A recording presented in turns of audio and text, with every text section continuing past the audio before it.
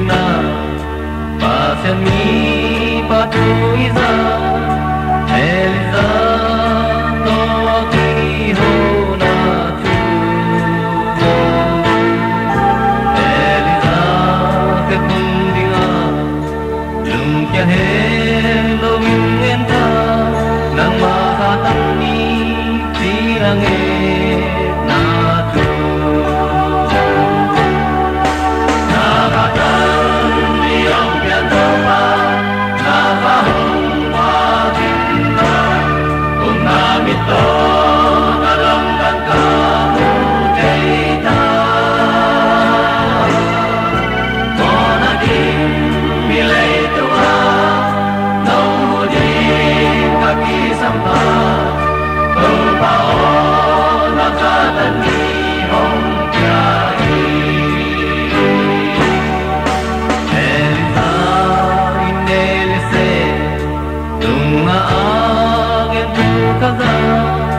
nang tumbang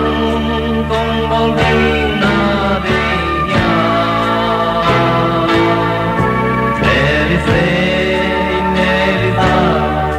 yang ain hanggang tiga nang mahatang ni kinahong piadya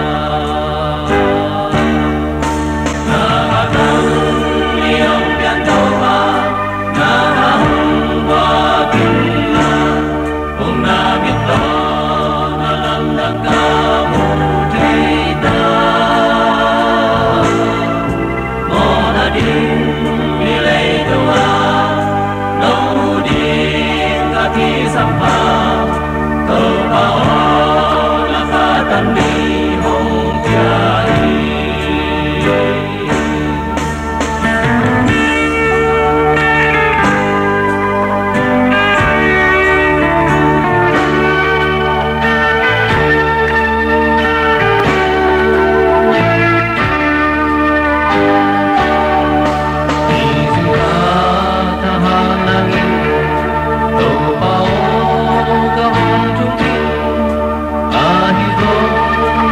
Ghiền Mì Gõ